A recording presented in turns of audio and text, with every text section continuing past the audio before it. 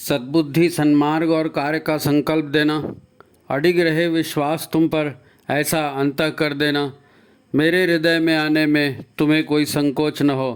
हे गुरुदेव, मुझे नज़रों से दूर कभी न होने देना। हे गुरुदेव, मुझे नज़रों से दूर कभी न होने देना। नमस्कार। गायत्री चिंतन धारा के इस सतत प्रवाह में आप सभी का स्वागत है। मित्रों, हम मनुष्य हैं और ये जो संसार जिसमें हम रहते हैं ये जैसा है वैसा है, लेकिन हमने इसको अपने हिसाब से डिफाइन किया है। हम इसको अपने हिसाब से देखते हैं। ये मनुष्य का बनाया हुआ संसार है, ये कह सकते हैं। हम मनुष्य हैं और मनुष्य के बनाए हुए संसार में रहते हैं। हमारे लिए हमारी मान्यताएं, हमारी धारणाएं वही सच हैं और हम लोग उसी हिसाब से जीते हैं। हाँ, सबके जीवन में दुख आते हैं, सुखी खुशियाँ आती हैं, लेकिन कोई समझ नहीं पाता कि दुखों को कम कैसे करें और खुशियों को बढ़ाएं कैसे। सब संसार में रहते हैं तो यहाँ शरीर को जन्म देने वाले माता पिता हैं, शरीर के संबंधी हैं, साथी हैं, हमारे साथ काम करने वाले लोग हैं, हमारे गुरु हैं, हमारे भगवान हैं, सब कुछ यहाँ पर है। लेकिन दुख तो आते हैं और सभी को दुख आते हैं। ऐसा संसार में कोई नहीं है जो मनुष्य शरीर में आए और उसे दुख ना मिले। ऐसा कोई नहीं है ना। तो संत, महात्मा, ऋषि सब बताते हैं, दुखों से बचने के उपाय भी बताते हैं। क्यों दुख आता है, वो सत्यनारायण व्रत कथा से लेकर के तो जितने भी ऋषि मुनि और गुरुदेव भी हुए हैं तो सब ने दुखों से बचने का ही तो मार्ग बताया है। सिनेमा के गाने भी आते हैं, तेरा कोई साथ ना दे तो तू खुद से प्रीत जोड़ ले। ये सिनेमा का गाना है। कसमें वादे प्यार वफा सब बातें हैं, बातों का क्या, कोई किसी का नहीं, ये झूठे नाते हैं, नातों का क्या। कहने का मतलब ये है कि गुरु, संत और साहित्य और सभी जगह ये बात तो कही जाती है कि ये मोटा मोटी कि भाई ये संसार जो है ये निस्सार है और ये असली चीज़ नहीं है, और तुमको खुशियाँ चाहिए तो तुम ईश्वर से जुड़ो और गुरु से जुड़ो। नहीं तो ये ईश्वर और गुरु का इतना महत्व क्यों होता है। लोग कहते हैं, हम मानते भी हैं, लेकिन कोई भी व्यक्ति, उसकी नज़र ज़्यादा दूर तक नहीं जाती। जब उससे आध्यात्म की चर्चा करेंगे तो वो ज़रूर छिड़ेगा कि हाँ वो अमुक गुरुजी हैं, मैं अमुक गुरुजी को मानता हूँ, वो अमुक किताब में ये लिखा है, अमुक किताब में वो लिखा है। लेकिन जब उसके ऊपर दुख मुसीबत आती है, जब उसके ऊपर मार पड़ती है तो उसका हाथ वार को रोकने के लिए जाता है। दांत में दर्द है तो सीधा डॉक्टर के पास दौड़ता है, वो और किसी चीज़ को नहीं सुनता समझता। यही सच है, यही हमारा सच है, हमारी दुनिया का सच है, मनुष्य की दुनिया का। मनुष्य की दुनिया वो होती है जिसमें मन का साम्राज्य चलता है। मनुष्य है ही जिस ऐसा संगठन, ऐसा प्राणी या जो भी कहे आकार, कि वहाँ मन नाम की एक चीज़ है, वही ईश है, वही प्रमुख है, और मन के आधार पर ही मनुष्य बना है और चलता है। अब इस मनुष्य के दुखों को दूर करना है और अपने आप से जुड़ना है, तो ये कैसे होगा? तो इसको समझेंगे इसके पहले कि हर व्यक्ति अपनी प्रॉब्लम तक पहुँचे कि भाई मेरी ये प्रॉब्लम है, ये कि इसमें छूट जाएगी क्या, फलाना होगा क्या, ये सवाल करते हैं ना लोग। तो हर व्यक्ति अपनी प्रॉब्लम तक पहुँचे, उसके पहले कुछ बेसिक, कुछ आधारभूत सत्य हैं, उस सत्य की चर्चा बहुत ज़रूरी है। क्योंकि वो सत्य के आधार पर ही आगे बढ़ेंगे तो समझ में आएगा ना। सत्य के आधार पर ही आगे बढ़ेंगे तो समझ में आए। कोई हवाई बात यहाँ करने नहीं जा रहे हैं। आप सत्य को पकड़ के चलेंगे, इतना साहस है, इतना धैर्य है सुनने समझने का, तो आप दुखों से बचने का रास्ता पा सकते हैं। नहीं तो तकदीर है, दुख आए तो दुख झेलो, सुख आए तो सुख झेलो। समझना है तो आपको सुनना पड़ेगा, समझना पड़ेगा, है नहीं।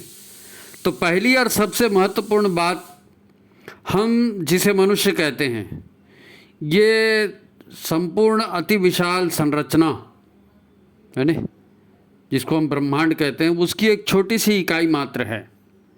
ब्रह्मांड बहुत बड़ा है जी, ब्रह्मांड बहुत बड़ा है और हम उसकी एक छोटी सी इकाई है। अरबों खरबों से कई गुना ज़्यादा तो इस ब्रह्मांड में प्राणी है, अरबों खरबों से कई गुना ज़्यादा ब्रह्मांड में प्राणी है। उसमें से एक प्राणियों की प्रजाति है जिसको मनुष्य कहते हैं, और उस मनुष्य प्रजाति में इतने सारे लोग हैं उसमें जो जीवित हैं ब्रह्मांड के छोटे से अंश के रूप में, उसी में से हम भी हैं, हम और आप।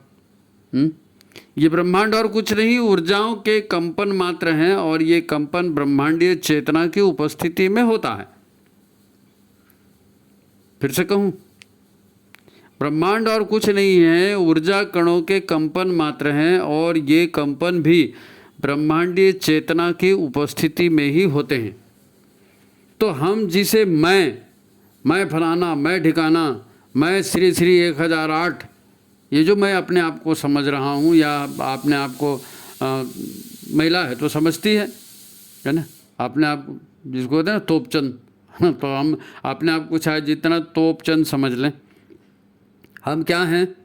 केवल ऊर्जाओं और ब्रह्मांडीय चेतना का एक छोटा सा और क्षणिक गठजोड़ मात्र हैं। हमारे भीतर में हम जो हैं, हम ऊर्जा से बने हुए हैं, और ब्रह्मांडीय चेतना इस ऊर्जा को चला रही है, गति दे रही है। ब्रह्मांड के अपने नियम है ना। अब कोई भी व्यक्ति अपने आप को मैं ऊर्जा हूँ या मैं चेतना का गठजोड़ हूँ, ऐसा ऊर्जा और चेतना का गठजोड़ हूँ, ऐसा मानकर नहीं जीता ना, ऐसा मानकर नहीं जीता। मनुष्य है, मन के हिसाब से जीता है। इसका कारण भी है, इसका कारण भी है मैं की अनुभूति। मैं की अनुभूति, हमको लगता है कि मैं हूँ। अब ये मैं की अनुभूति, ये मेरे हाथ हैं, ये मेरे पैर हैं, ये मेरा सिर है, ये सब दिख रहा है, तो इसको भी कोई ऊर्जा या चेतना का गठजोड़ मानकर नहीं जीता। दिख रहे हैं हाथ पैर, तो वो कैसे बोलेगा कि मैं ऊर्जा हूँ? ये आकाश, ये धरती, ये पेड़ पौधे, पशु पक्षी सब दिखते हैं, इन सब से इनकार कैसे कर दें? है नहीं, दिख रहे हैं तो उनको आदमी ऊर्जा मानने को तैयार नहीं होता। उसको दिखता है कि ये चिड़िया अलग है, ये कौवा अलग है, ये पीपल का पेड़ अलग है, ये पहाड़ अलग है, ये नदी अलग है, मैं अलग हूँ, ये उसको दिखता है। तो जो दिख रहा है उसको झुठला नहीं सकता वो। ये हमारा मन कहता है, सभी का मन ऐसा ही कहता है। तब यही इस संसार का सच है। किस संसार का? मनुष्य के संसार का। और इसी संसार को सच मानकर हम जी रहे हैं। और आज आप वीडियो भी सुन रहे हैं तो इसी को सच मानकर तो सुन रहे हैं। कहने वाला कह रहा है, वो भी सच मानकर कह रहा है। अब तकलीफ शुरू होती है दर्द मिलने से। हमको तकलीफ शुरू होती है दर्द मिलने। सारी समस्या तो वही है ना, दर्द से पीछा छूटे। अब ये दर्द जो है, जीवन में नकारात्मक घटनाएं होती हैं और सकारात्मक घटनाएं भी होती हैं। तो नकारात्मक घटनाओं से दर्द पैदा होता है, सकारात्मक घटनाओं से खुशी पैदा होती है। जब मन को प्रिय लगने वाले समाचार आते हैं या इंद्रियों को उनके भोगों का रस मिलता है, शरीर में इंद्रियां हैं ना, इंद्रियों के माध्यम से काम होता है, तो मन को या इंद्रियों को रस मिलता है तो मज़े की अनुभूति होती है, आनंद की अनुभूति होती है ना। अपने आप को जो आईने में देखता है वो शरीर दर्द या खुशी को अनुभव नहीं करता। ये दर्द, तनाव, खुशी अनुभव, ये जो अनुभव होता है ना, ये शरीर अनुभव नहीं करता, ये मन अनुभव करता है। शरीर को क्या अनुभव करता है? शरीर को जो संदेश मिलते हैं वो मन को भेज देता है, मन अनुभव करता है।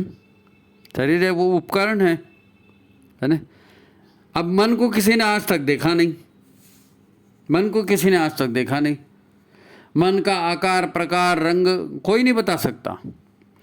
ये जो मन है ये हमारे शरीर में कहाँ पर है, कौन बताएगा? सब बोलेंगे मेरा मूड ठीक नहीं है, मेरा मन ठीक नहीं है। तो ठीक नहीं है तो चलो दिखाओ अपना मन, कहाँ है तुम्हारा मन? ये भी आप नहीं बता सकते कि हमारा मन कहाँ है। पर मन तो दुखी हो रहा है, मन प्रसन्न भी होता है, ये भी सच है। तो हमारा सारा प्रयास यही है कि हमारा मन कभी दुख अनुभव न करे और हर वक्त मज़ा आ जाए, बस खुशियाँ मिलती रहें, खुशियाँ हम अनुभव करते रहें। प्रॉब्लम यही है कि दुनिया में प्राय सभी लोगों का मन खुश तो होना चाहता है, पर वो खुशी स्थायी टिक नहीं पाती। यही सब अनुभव, यही सब अनुभूतियाँ, ये मन का विषय है। और यदि दुखों से बचना है, यदि खुशियों को जीवन में बढ़ाना है, तो ये कैसे आती हैं, कैसे मिलती हैं, उस पर चर्चा तो करनी पड़ेगी, उसको अध्ययन तो करना पड़ेगा। तो आज हमारी चर्चा का यही मुख्य विषय रहने वाला है। अगर आपकी इस विषय में रुचि है कि अपने दुखों को कैसे कम करें, अपनी खुशियों को कैसे बढ़ाएं, तो आपसे अनुरोध है कि वीडियो को लाइक कर लीजिए, शेयर कर दीजिए, और जिन्होंने चैनल को सब्सक्राइब नहीं किया है वो सब्सक्राइब भी कर लीजिए। तो ठीक है, हम मुख्य बात पर आते हैं, मुख्य विषय शुरू करते हैं। मित्रों, आज का शीर्षक है मन का भटकाव छोड़कर अपने आप से ऐसे जुड़ें। मन का भटकाव छोड़कर अपने आप से ऐसे जुड़ें। तो यहाँ जो है हमें दो बातों पर जानकारी लेनी पड़ेगी, दो बातों की जानकारी लेनी पड़ेगी, है नहीं। पहला ये है मन क्या है और मन के भटकाव का अर्थ क्या है, और दूसरा अपने आप से जुड़ें। तो ये अपने आप से जुड़ने का मतलब क्या है, मन क्या है, उससे कैसे देखें, पहचानें, और अपने आप से जुड़े मतलब क्या करें, यही तो सब लोग कहते हैं ना। तो ये सब बात समझ में आनी चाहिए। लेकिन एक तीसरी बात और है, एक तीसरी बात और है, और वो ये कि ये मन, ये शरीर और आत्मा और इस लफड़े में पड़ना ही क्यों भाई। मन में यही विचार आता ना, अरे कहाँ भाषणबाजी लगाए यार, बहुत सारा सब किताबों में लिखा रहता है, अब दुख आएगा आएगा जाएगा। इसलिए लोग इसको समझना नहीं चाहते। शरीर, मन और आत्मा का जहाँ बोलोगे ना, तो शुरू करोगे बात, तो बोले अरे हाँ यार भाषण बंद कर, जो है सो है, हमें उससे क्या। तो अगर तीसरी बात को मान लें कि जो है सो है, हमें उससे क्या, तो सारी झंझटें ही खत्म। अरे हमको सुख दुख से ही कोई मतलब नहीं, तो फिर झंझटें ही खत्म। फिर ये मत कहना कि ये दुख देती है, या ये दुख देता है, या ये परेशान करती है, या ये परेशान करता है, या मैं मुसीबतों में घिर गया हूँ, फिर ये कहना मत। आपको सुनना ही नहीं है, समझना ही नहीं है, तो फिर कहते काहे के लिए हो। जब गुरुदेव गायत्री और यज्ञ का दर्शन हमको समझाते हैं, गुरुदेव ने यही तो किया ना, गायत्री और यज्ञ का दर्शन समझाए। तो जब गुरुदेव गायत्री और यज्ञ का दर्शन समझाते हैं, तो वो भी जानते हैं कि सामान्य सांसारिक जीवन जी रहा व्यक्ति गायत्री और यज्ञ का दर्शन इतनी आसानी से नहीं समझ सकेगा। गायत्री और यज्ञ का दर्शन इतनी आसानी से नहीं समझ, इसीलिए तो उन्होंने इतना सारा साहित्य लिखा जी, इतना सारा साहित्य लिखा, और मंथली बिल्कुल प्रकाशित किया अखंड ज्योति के इसमें, कि भाई लोग समझ तो जाओ, समझ तो जाओ, बिना समझे तुम दुखों से दूर नहीं हो सकते। समझ तो जाओ, ये जो नरक में जी रहे हो, ये नरक तुम्हारा पूरा खत्म हो जाएगा और तुम स्वर्ग में जीना शुरू कर दोगे, धरती पे स्वर्ग उतर जाएगा। बस समझ तो जाओ गायत्री और यज्ञ के सिद्धांत। फिर भी उनको विश्वास था, फिर भी उनको विश्वास था कि लोग नहीं समझेंगे। मैं कितना भी समझाऊं, ये लोग नहीं समझेंगे। तो उन्होंने अपने आप का वास्ता दिया। मैं कह रहा हूँ, मुझ पर विश्वास रखो, मैं तुम्हारा गुरु हूँ, मैं तुमको कह रहा हूँ, और मैंने पुस्तक लिखी है, उसको पढ़ो, मैं क्या हूँ। और यहाँ 5 आईने लगा कर रखे हैं शांति कुंज में, 5 आईने लगा कर रखे हैं। हमसे कहा गया कि इन आईने के सामने खड़े हो जाओ, खुद को देखो, ये जो कुछ इस आईने में देख रहे हो ये तुम नहीं हो। कौन कह रहे हैं? मैं नहीं कह रहा हूँ, गुरुदेव कह रहे हैं। ये भटका हुआ देवता के मंदिर में 5 आईने लगे हैं, उसके ऊपर एक एक मंत्र लिखा है ना, उसके सामने जाके खड़े होना होता है। लोग आपसे कहते हैं कि देखो ये भटका हुआ मंदिर है, सब आईने में खड़े रहो, देखो, चिंतन करो। तो ये जो चिंतन करने के लिए कहा जाता है, आईने के सामने खड़े होकर खुद को देखो, तो ये जो कुछ इस आईने में दिख रहे हो ये तुम नहीं हो। तुम सच्चिदानंद स्वरूप हो, तुम सोहम हो, तुम ब्रह्म हो, तुम फलाना, ये सारा उसके ऊपर लिखा है। लेकिन उसके ऊपर ये नहीं लिखा कि ये तुम हो जो दिख रहा है। तुम निर्गुण निराकार सर्वव्यापी चेतन सत्ता ही हो, यही उसका बताने का मतलब है। तो ये जो आईने में तुम अपना स्वरूप देख रहे हो, ये तुम्हारा कवर है। कवर ही तो पहले दिखता है ना, तो तुम कवर के भीतर जाके देखना है, वो चिंतन मनन से समझ में आएगा, वो गुरु की कृपा से समझ में आएगा। ये जो आईने में दिख रहा है, ये तुम्हारा कवर है, आवरण। जैसे इन वस्त्रों के भीतर तुम्हारा शरीर है, ऐसे ही तुम खुद इस शरीर के अलावा 4 और शरीर हैं तुम्हारे जो इसके अंदर हैं। जो इस दिखने वाले शरीर के अंदर हैं, चारों शरीर, विश्वास करो वो चारों शरीर तुम्हारे भीतर हैं। तो मैं 2 ही शरीरों का अनुभव है। एक तो वो शरीर जानते हो जो भोजन खाकर इतना बड़ा हो गया है ना, और दूसरा वो शरीर जिसको मना शरीर कहते हैं, सूक्ष्म शरीर कहते हैं, जो इस शरीर के ठीक भीतर में है, जो इस शरीर के ठीक भीतर में है। वास्तव में सारे काम वो मना शरीर ही करता है, और हम इन 2 ही शरीरों को जानते हैं। शेष 3 तो हमको समझ में ही नहीं आएंगे। शेष 3 तब समझ में आएंगे जब गुरु पर पूरी श्रद्धा रखकर गायत्री की पंचकोशी साधना को पढ़ोगे और समझने की कोशिश करोगे। गुरुदेव तो आए थे ना अपने आप को जानो समझो यही बताने के लिए, तो गायत्री की पंचकोशी साधना, गायत्री यज्ञ के ही माध्यम से उन्होंने सब समझाने का प्रयास किया और अपने आप को सामने रखा। सजल श्रद्धा प्रखर प्रज्ञा वहाँ समाधि बना करके रखी है कि आप जब तक श्रद्धावान नहीं होंगे, श्रद्धावान लभते ज्ञानम ना, जब तक आप श्रद्धावान नहीं होंगे आप उस ज्ञान को अनुभव नहीं कर पाएंगे, उस ज्ञान को समझ नहीं कर पाएंगे जो आपकी अनुभूति में नहीं आ रहा है, जो मन की पकड़ के बाहर है अभी तुम्हारे। और यही सब लोग कहते हैं। शंकराचार्य जी भी ने भी यही कहा कि तुम अहंकार नहीं हो, तुम शरीर नहीं हो, तुम मन नहीं हो, तुम बुद्धि नहीं हो, है तो तुम क्या हो? सच्चिदानंद स्वरूप हो।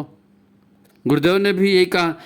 तुलसीदास जी ने इतना बड़ा रामचरितमानस लिखा, लोकहित में लिखा, तो तुलसीदास जी रामचरितमानस के शुरुआत में, क्योंकि जैसे गुरुदेव जानते थे कि मैं इतना गायत्री महाविज्ञान लिख दूंगा, पंचकोशी साधना लिख दूंगा, फिर भी ये इनको समझ में नहीं आएगा, ऐसे ही तुलसीदास जी ने भी जब रामचरितमानस पूरा लिखा तो उनको डाउट हो गया कि इतना मैं लिख दिया लेकिन इनको समझ में नहीं आएगा।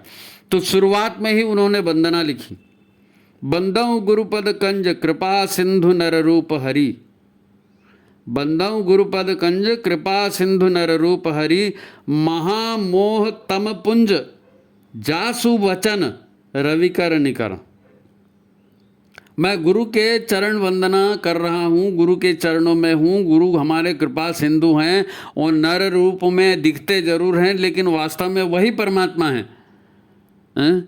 और हम जिस महामोह में पड़े हैं, महामोह क्या है? महामोह वो सच्चाई है जो हमारे भीतर है, हम जानते हैं लेकिन हम उसको सच मानते नहीं हैं। और एक मोह जाल में जो मन हमारा कहता है, मन की जो दुनिया है ना, इसी को तो मोह जाल कहा है जी। महामोह तम पुंज, इसको अंधकार भी कहा है, अंधकार का पुंज भी कहा है। जो व्यक्ति अपने मन को अपने को मन समझता है, अपने अहंकार को ये समझता है कि मैं फलाना हूँ, मैं ठिकाना हूँ, मेरा नाम ये है, मैं गोरा हूँ, काला हूँ, गोरी हूँ, काली हूँ, मोटी हूँ, पैसे वाली हूँ, बुद्धिमान हूँ, डिग्रीधारी हूँ, पदधारी हूँ, ये जो भी चीज़ें हम अपने आप को समझते हैं, ये इसी को महामोह कहा गया कि ये और सब कुछ नहीं है। भाई मनुष्य शरीर ऊर्जा और चेतना से ही तो बना है, ना ऊर्जा दिखती है ना चेतना दिखती है, तो ये दिख रहा है, ये क्या है? ये अहंकार है, जिसका अहंकार का मोह, माया का मोह है ना। तो मैं गुरु के चरण बंदन कर रहा हूँ, जो कृपा सिंधु हैं, वो नर रूप में भगवान हैं और वही मेरे माया के मोह को काट सकते हैं। गुरु के मेरे वचन जो हैं, वही वचन जो हैं, उन वचनों में इतनी ताकत है कि जैसे सूर्य निकलता है और अंधकार खत्म हो जाता है, ऐसे ही गुरु के वचन हैं। हे गुरु के वचन हमारे भीतर चले जाएं और हमारे भीतर का अंधकार दूर कर दें। एक मंत्र भी है, एक मंत्र भी है ना, अपन पढ़ते हैं, जो आपने भी पढ़ा होगा ना, अज्ञानतिमिरांधस्य ज्ञानांजन शलाकया चक्षुरुन्मीलितं येन तस्मै श्री गुरुवे नमः। ये गुरु ही हैं जी, मेन फैक्टर ये गुरु है। जब तक गुरु कृपा नहीं होगी तब तक न ये समझ में आएगा कि मैं क्या हूँ, न ये समझ में आएगा कि मुझे दुख दर्द क्यों होता है, और न ये समझ में आएगा कि खुशियों को कैसे बढ़ाया जाए। और मज़े की बात यह है कि हम इसको भाषणबाजी समझते हैं और इसी से दूर रहते हैं, और यही कारण है कि सब दर्द झेल रहे हैं, मेहनत कर रहे हैं, मुसीबत का मोल ले रहे हैं, और क्या इकट्ठा कर रहे हैं? दर्द पैदा करने वाले कारणों को। और जब हम खुद दर्द पैदा करने वाले कारणों को इकट्ठा करते हैं तो जाहिर है दर्द ही मिलेगा। हम अपने आँखों से, अपने हाथों से अपनी आँखों को बंद कर देते हैं और कहते हैं कि दुनिया में तो अंधकार है। अरे दुनिया में अंधकार नहीं, दुनिया जैसी है वैसी है, लेकिन आपने अपने हाथों से अपना हाथ अपनी आँखों पर रख दिया है तो अंधेरा दिख रहा है। माया मोह महामोह तम पुंज, है नहीं? तो ये जो चीज़ें हैं ये गुरु का ध्यान करके और उसके बाद ही हम समझने का प्रयास करेंगे। तो ठीक है, ये जो अभी तक बताया गया ये क्या है? अपने आप को जानना या अपने आप से जुड़ना, अपने आप से जुड़ना। ऐसा हम करेंगे तो हम अपने आप से जुड़ेंगे। मैं शरीर नहीं हूँ, मैं मन नहीं हूँ, है ना, मैं अहंकार नहीं हूँ, तो मैं क्या हूँ? सच्चिदानंद स्वरूप हूँ। तो अपने आप का साक्षात्कार, आत्म साक्षात्कार, अपने आप को जाना, ये एक चीज़ है। और ये कैसे जानेंगे?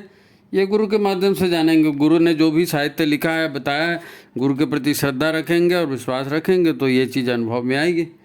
तो ये पहला भाग हो गया हमारा। अब हम देखते हैं कि मन का भटकाव। तो ये मन क्या है, और ये मन में की ताकत कहाँ से आती है, और ये मन कैसे भटकता है, और मन से दुख सुख कैसे मिलते हैं। अब ये इसका सेकंड पार्ट है। अगर ये पहला पार्ट समझ में आ गया, सेकंड पार्ट आराम से समझ में आएगा।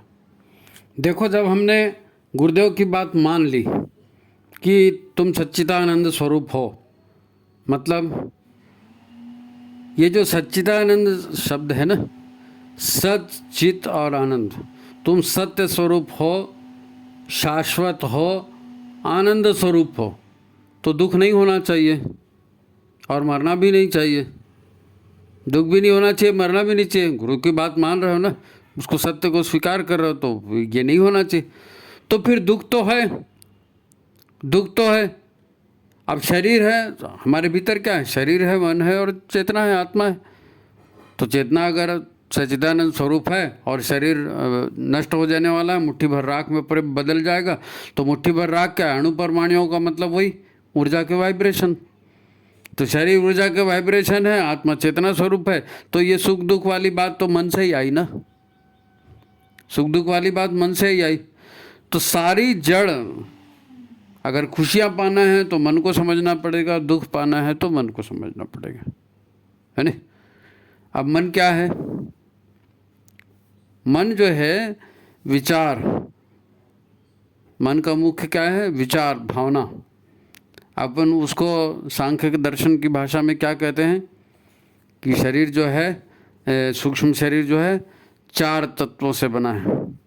सूक्ष्म शरीर 4 तत्वों से बना है, हाँ? मन, बुद्धि, चित्त और अहंकार। मन, बुद्धि, चित्त और अहंकार। अब ये मन का स्वरूप है नहीं? तो ये सूक्ष्म शरीर या मन शरीर जो है, ये कोई ठोस संरचना नहीं है, ठोस संरचना नहीं है। जैसे हृदय होता है, या लीवर होता है, या और पैंक्रियाज होता है, या दूसरे अंग होते हैं शरीर के, ऐसा मन कोई ऐसी ठोस संरचना नहीं है। ये कुछ खास तरह की ऊर्जाओं का संग्रह है, और जो ऊर्जाएं जो है हमारे ऊर्जा शरीर में व्याप्त हैं। ऊर्जाएं ऊर्जा शरीर में रहेंगी ना। सूक्ष्म ऊर्जाओं के 4 बंडल हमारे शरीर में हैं, या ये कहें कि मन जो है, मन में 4 बंडल होते हैं, 4 तरह की ऊर्जाओं के समूह होते हैं। हमारा सूक्ष्म शरीर या हमारा मानस शरीर ये इसी से बना होता है। सबसे पहली बात जो इन चारों में है ना, वो है बुद्धि। बुद्धि माने जिसका बोध हमने किया है, हमने जो जाना है। बोध क्या कहते हैं? जानने को, है ना? तो बुद्धि क्या है? बुद्धि वो ऊर्जाएं हैं या वो जानकारियां हैं जो सूक्ष्म रूप से हमने एकत्रित कर रखी हैं स्मृतियों के बैंक के रूप में। हमारे मन में क्या है, स्मृतियों का बैंक है, बहुत सारी स्मृतियाँ उसमें जन्म जन्मांतर की पड़ी हैं। तो उससे जो एक बंडल बना है वो बुद्धि का बंडल है। बुद्धि सबसे महत्वपूर्ण हमारे मन में वही होता है। यानी जन्म जन्मांतर की यात्रा में हमें जो बोध हुआ है वो सब हमारी बुद्धि का विषय हो जाता है। इस बोध को हम ज्ञान नहीं कहेंगे, ज्ञान एक अलग चीज़ है। ज्ञान ईश्वरीय तत्व है ना। ज्ञान ईश्वरीय तत्व है। संसार कैसे बना है, कैसे चलता है, जो शाश्वत सत्य का ज्ञान है वो ज्ञान है। हमारा जो अनुभव है, जो हमने अपने बटोर करके रखा है, जो हमारी जमा पूंजी है अपना हमारा अनुभव की, वो हमारा बोध है। तो जब हम मन कोई काम करता है तो वो बुद्धि से पूछता है ना, वो तो हमारी जो स्मृतियाँ हैं उसी से आती है उसके जवाब, है ना। इसको हम ज्ञान नहीं समझ कह सकते हैं। समझ या हमारे मन का बोध है। तो हमारा मन इस अपनी स्मृतियों को ही ज्ञान मान लेता है। हमारा मन इन स्मृतियों को ही ज्ञान मान लेता है। अब चूँकि मन का बोध है तो मन के लिए ये प्यारी चीज़ हो जाती है, परम सत्य हो जाता है कि नहीं मैं जानता हूँ, मैंने देखा है, मैंने अनुभव किया है। यही तो हम बोलते हैं ना। तो हमारा ज्ञान वही है। मेंढक होता है ना, मेंढक तो कुएं में रहता है, तो वो क्या बोलता है, ये संसार इतना ही है, मैंने घूम के देखा है, पूरा घूम के आ गया हूँ, नीचे ऊपर सब जगह, ये संसार यही है और तुम कौन से संसार की बात करते हो। तो हमारा मन भी यही कहता है। हमारे मन में जो भी बोध होता है हम उसी को संसार मान लेते हैं, परम सत्य वही है, उससे बड़ा और कुछ है ही नहीं, ऐसा सोच लेते हैं।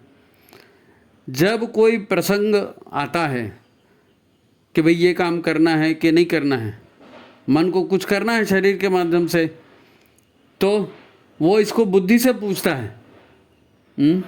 बुद्धि से पूछता है भाई ये काम करें कि ना करें। हमारी बुद्धि में हमारी बोध या हमारी समझ की जो है ना फाइलें, हजारों हजार फाइलें हमारे अंदर संग्रहित हैं। जन्म जन्मांतर में हजारों लाखों करोड़ों फाइलें हैं, है नहीं। अब बुद्धि उसी बोध के आधार पर निर्णय लेती है, यहाँ ये करना है कि नहीं करना है, क्योंकि मन किससे पूछता है, बुद्धि से पूछता है ना। अब मन में जैसे विचार होते हैं, मन में जैसी भावनाएं होती हैं, जैसे मतलब सतरजतम सात्विक विचार हैं, सात्विक भावनाएं हैं, राजसी विचार है, राजसी भावनाएं, या तामसिक विचार है। तामसी प्रकृति के विचार, जो जिस प्रकृति के विचार संग्रहित होंगे बुद्धि भी वैसे ही काम करती है। सात्विक बुद्धि, राजसी बुद्धि, तामसी बुद्धि, वो जैसे विचार रहेंगे वैसे बुद्धि काम करेगी, बनेगी, स्वाभाविक है। तो बुद्धि ने जो आत्मबोध किया है, मन ने जो आत्मबोध किया है, उसी से मन के अहम का आकार बन जाता है। मन के अहम का आकार, जैसे कुएं के मेंढक ने अपना आकार बना लिया संसार का कि ये संसार इतना ही है और मैं जानता हूँ इतना ही है। तो वैसे ही हम भी अपना एक आकार बना लेते हैं, अपनी पहचान अपनी स्मृतियों के द्वारा, अपनी धारणाओं के द्वारा, अपने संस्कारों के द्वारा। उसी को तो हम अपना बोलते हैं ना। मेरे संस्कार हैं तो अच्छे हैं, मेरा जानकारी है तो अच्छी है, मेरी बुद्धि ने कहा है तो अच्छा है।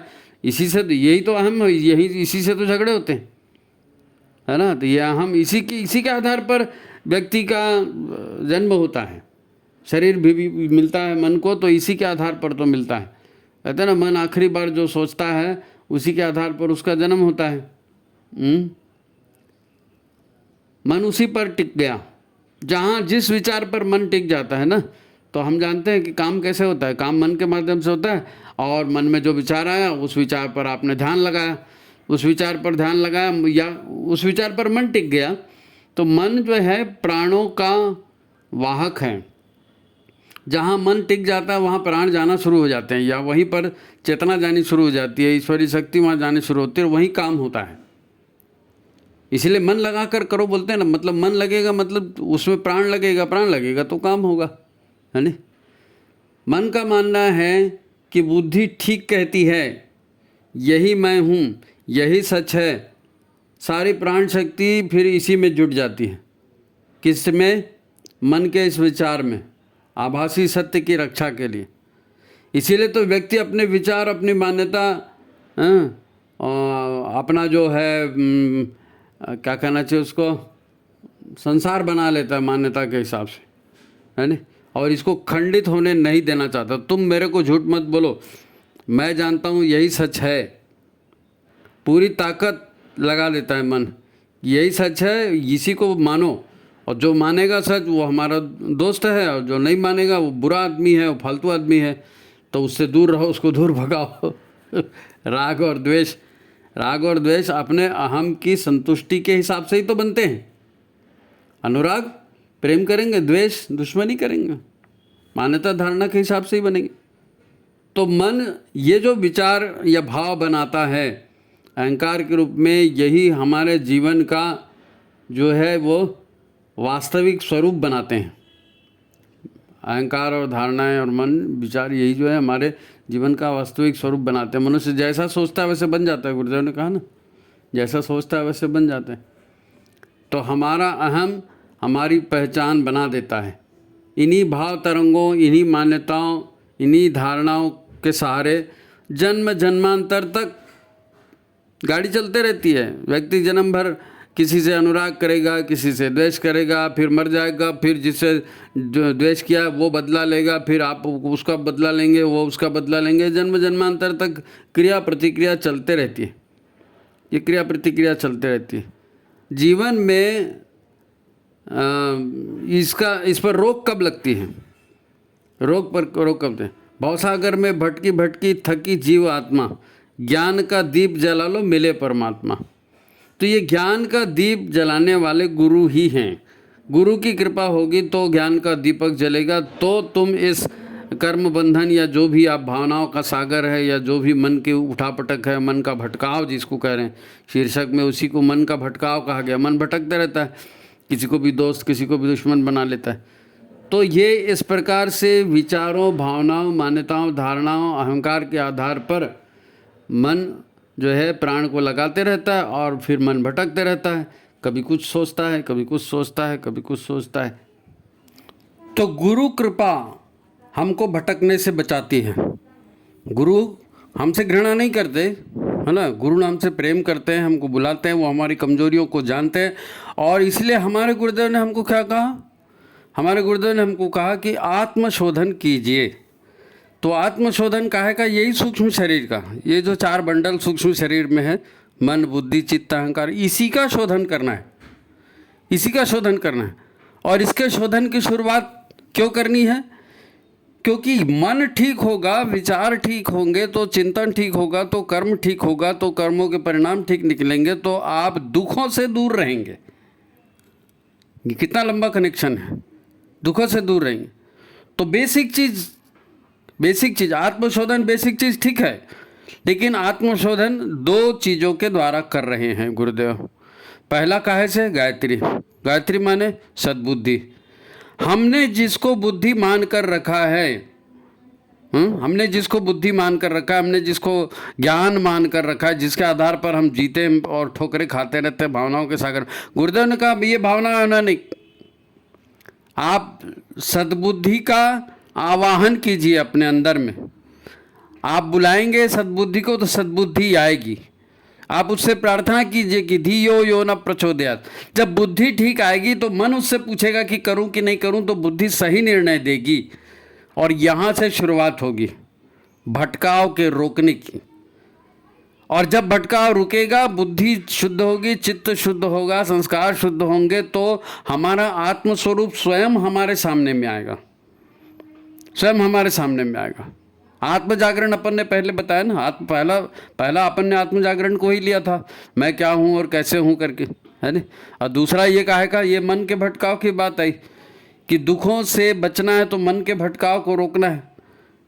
तो ये दोनों चीज़ें, अब गुरुदेव ने इसमें कहा कि भाई तुम गायत्री जाप कर रहे हो, ठीक है, सद्बुद्धि का आह्वान कर रहे हो, ठीक है, अब इसमें मन लग रहा है कि नहीं लग रहा है? मन लगना मेन बात है ना। उत्कीलन, गायत्री का उत्कीलन तभी होगा जब गुरु के निर्देशों पर आप अक्षरशः चलेंगे, तो गायत्री काम करेगी। गुरु के निर्देश के बिना गायत्री काम नहीं करती। तो गुरु के निर्देश पर हम चलेंगे, सद्बुद्धि का अवतरण करेंगे और क्या करेंगे, फिर सदकर्म करेंगे। दुष्कर्मों की काट सत्कर्म होते हैं, दुष्कर्मों की काट सत्कर्म होते हैं। तो गायत्री का अवतरण और यज्ञमय जीवन, अपने रग रग में यज्ञ के संस्कार घुस जाएं, यज्ञ के संस्कार घुस जाएं, है ना। तो बस सुधर गया, जीवन सुधर गया।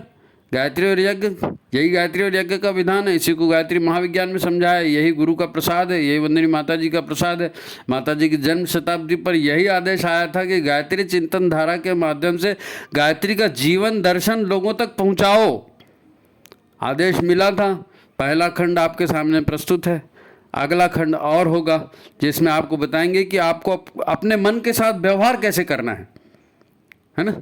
अपने मन के साथ व्यवहार कैसे, गंभीर विषय है, लेकिन ये जो देवासुर संग्राम चल रहा है, ये जो प्रलयंकारी स्थिति बनी हुई है, जिस हिसाब से दुनिया में उठा पटक और धमा चौकड़ी बची हुई, पता नहीं कितने लोग जिएंगे, कितने लोग मरेंगे, कितने लोग बचेंगे, क्या होगा, इसमें हमारा तारण करने वाली गुरु शक्ति, मातृशक्ति, वंदनीय माता जी, परम पूज्य गुरुदेव, ये हमको गुरु और गायत्री के माध्यम से बचाने आए हैं। ठीक है, मैं जानता हूँ ज़्यादा लोग इस विषय को नहीं सुनेंगे, लेकिन सुनना चाहिए। आपके सामने में आया और क्या होगा। तो ठीक है, सुनिए, कल्याण कीजिए, आत्मकल्याण लोक कल्याण में जुट जाइए।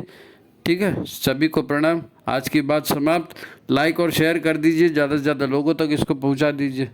ठीक है, अगले अंक में शेष बात।